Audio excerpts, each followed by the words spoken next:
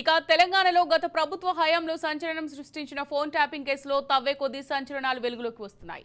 లోక్సభ ఎన్నికల నేపథ్యంలో ఇన్నాళ్లు కేసు విచారణ కాస్త మందగించింది. పోలింగ్ పూర్తి కావడంతో మళ్లీ వేగం పుంజుకుంది. తాజాగా ఈ విచారణలో ఈ ట్యాపింగ్ వ్యవహారం గత నవంబర్లో జరిగిన అసెంబ్లీ ఎన్నికల సమయంలో ఎక్కువగా జరిగినట్టు పోలీసులు గుర్తించారు. గతేడాది ఆగస్టు నుంచి నవంబర్ చివరి వరకు దాదాపు 1300 ఫోన్లు ట్యాప్ చేసినట్టు వెల్లడైంది. 4 నెలల్లో రోజుకు సగటున 10 ఫోన్లు ట్యాప్ చేసినట్టు విచారణలో గుర్తించారు. నవంబర్ నెలాఖరు వరకు చేసినట్టు దర్యాప్తులో అధికారులు గుర్తించారు.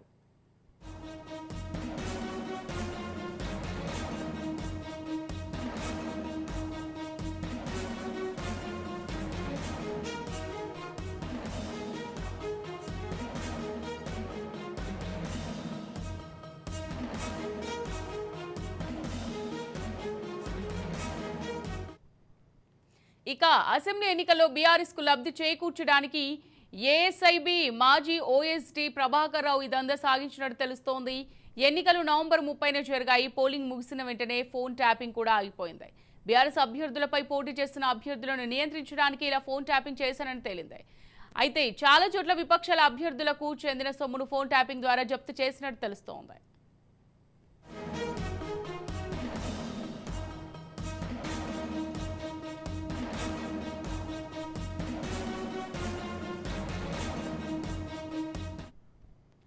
ఇక ఎన్నికల సమయంలో రాష్ట్రంలోని వివిధ నియోజకవర్గాలకు చెందిన నేతలకు సంబంధించి 1300 ఫోన్లపై ప్రభాకర్ రావు సారథ్యంలో ఎస్ఐబి బృందం నిఘా ఉంచినట్టు తేలింది. విచారణలో భాగంగా బాధితుల వాంగ్మూలాలను కూడా సేకరించే అవకాశం ఉన్నట్టు తెలుస్తోంది. ఫోన్ ట్యాపింగ్ ద్వారా జరిగిన నష్టం వివరాలను బాధితులతోనే చెప్పేస్తున్నట్టు సమాచారం. ట్యాపింగ్ జరిగినట్టు నిర్ధారణ అయినందున దాని పర్యవసానాలు కూడా కోర్టుకు కీలకం. ఈ నేపథ్యంలోనే వాంగ్మూలాలు సేకరిస్తున్నట్టు సమాచారం.